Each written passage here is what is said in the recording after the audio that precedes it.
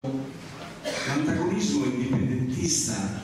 era impegnato principalmente a sottrarre spazi istituzionali ed economici, nonché egemonia culturale agli stati centrali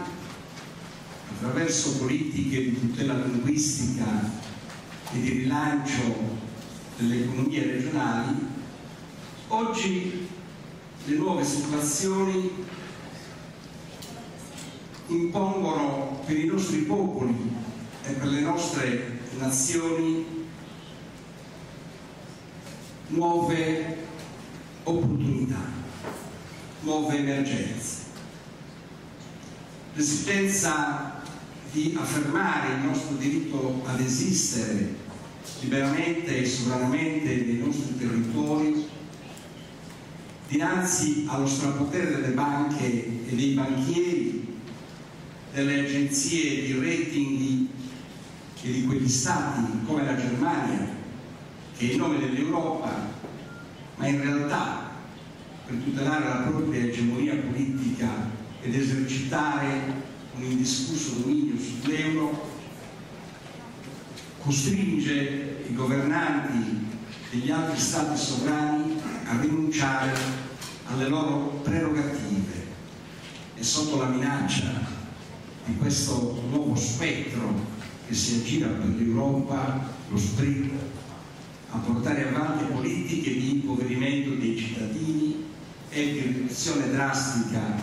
e senza senso delle loro condizioni di vita. In queste strategie rientrano gli attacchi dei governi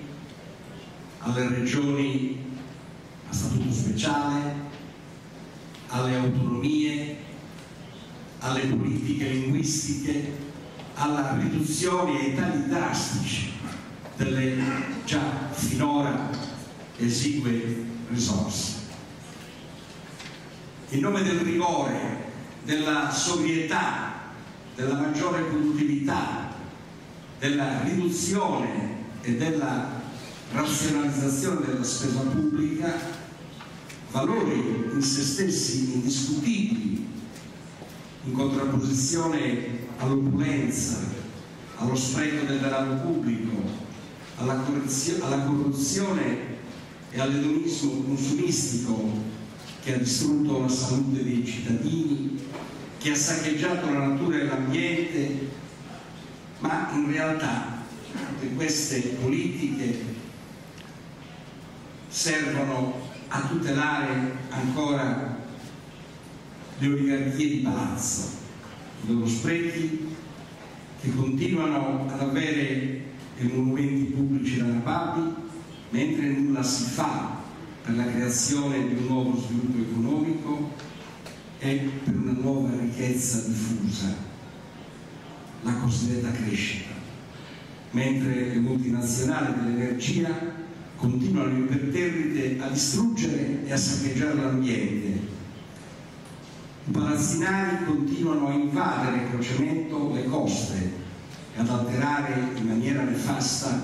i paesaggi.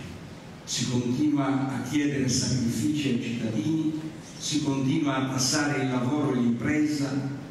e si lasciano allo sbando servizi primari come la sanità e la scuola. Il movimento indipendentista internazionale è oggi perciò chiamato, oltre che ad affrontare i temi storici della sua battaglia politica, ad assumere nuove responsabilità dinanzi alle nuove emergenze, alle nuove sfide mondiali della politica, dell'economia, della finanza. Il movimento indipendentista è oggi chiamato a farsi carico e a contrastare le derive e le spirali in cui rischiano di essere travolte le classi dirigenti dei partiti e delle forze che si sono adagiate sulle visioni del mondo, portatrici e sostenitrici degli interessi economici e politici fondati a difesa degli stati e delle nomenclature. Leggiamo sui giornali che in Europa anche regioni ricche come la Catalogna rischiano di essere travolte dalla crisi della Spagna, così come in regioni storicamente povere e marginali come la Sardegna la crisi dello Stato italiano e le scelte fatte dai suoi governanti che le popolazioni sarde subiscono grazie anche all'inadeguatezza delle sue classi dirigenti e dei suoi governanti, la situazione appare ormai insostenibile, con una disoccupazione ormai preoccupante anche per l'ordine pubblico e la sicurezza dei cittadini, con una politica creditizia capace solo di far fallire le imprese, già oberate dall'eccessivo carico fiscale, dai costi energetici tra i più cari d'Europa, dal caro trasporti e dai disagi dell'insularità. Noi riteniamo che in tutto ciò l'indipendentismo dovrà costruire un nuovo ethos che dia forza e nuovi slanci alla responsabilità individuale degli uomini, perché siamo già entrati nel tempo di una nuova resistenza e sono perciò necessari uomini di grande valore e di grande coraggio e capacità come Dino Giacobbe, la figura di cui stamane si parlerà.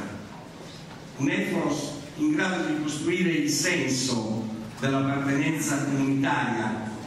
fondandolo sul principio universale della solidarietà, che dovrà essere ragione fondativa della nuova stagione dell'indipendentismo. Un ethos dove il trinomio popolo, nazione, Stato dovrà essere rideterminato dalla capacità della politica di soddisfare i veri bisogni degli uomini che vivono ed agiscono in un determinato territorio, a partire non dalle esigenze del cosiddetto mercato, che tra l'altro non sono che gli interessi delle multinazionali e delle banche, quindi ormai si è impiegata l'etica pubblica e la volontà dei governanti. In quest'ottica dovranno essere ridefinite le politiche dello sviluppo e della crescita, a partire dalla valorizzazione e dalla immissione nei circuiti mercantili dei prodotti e della valorizzazione produttiva delle nuove risorse locali, così come dinanzi alla virtualizzazione e alla liquidità del sapere si rende necessario opporre la territorializzazione della conoscenza e della cultura, da cui l'esigenza ancora maggiore di rilanciare le politiche linguistiche e le politiche culturali a favore e a tutela delle lingue e delle letterature, la cui diffusione e la cui circolazione dinanzi all'egemonia dell'inglese in nome della globalizzazione dell'economia rischia di essere sempre più limitata. Da questa prima conferenza internazionale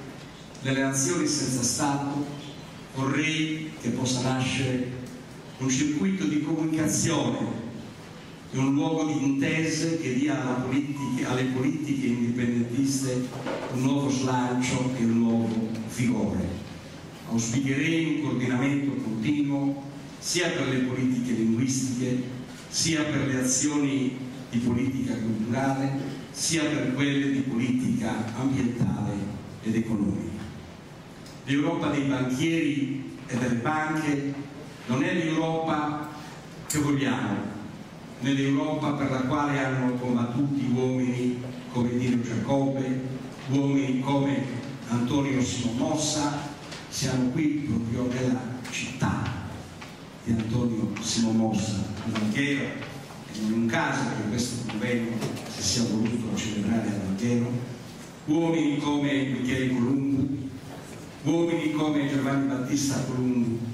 recentemente e dolorosamente per noi scomparsi, ma tutti quegli eroi anche dimenticati ai quali vorremmo dedicare le fatiche ed il significato di questo convegno nella certezza della loro condivisione e del loro assenso. In questi 3 giorni verranno affrontati temi diversi che vanno però nella direzione che io ho voluto indicare in queste parole di apertura al convegno. Affronteremo i problemi delle riforme istituzionali, i problemi delle riforme economico e del fisco, i problemi delle lingue e delle letterature, i problemi insomma legati all'esigenza che il movimento indipendentista possa essere il nuovo soggetto politico che si pone al centro per la ricostruzione di una nuova Europa, l'Europa dei popoli, delle comunità, dei cittadini e non l'Europa delle banche. Forza Laris.